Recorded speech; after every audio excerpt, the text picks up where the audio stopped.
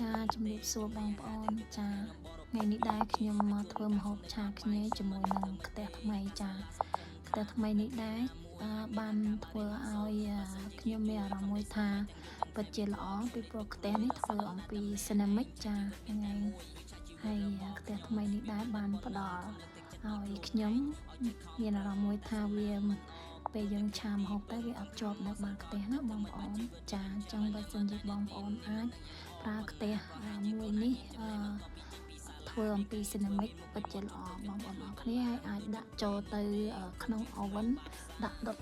នំឬក៏ធ្វើអីផ្សេងនៅជាមួយខ្ទះនេះក៏បានដែរចា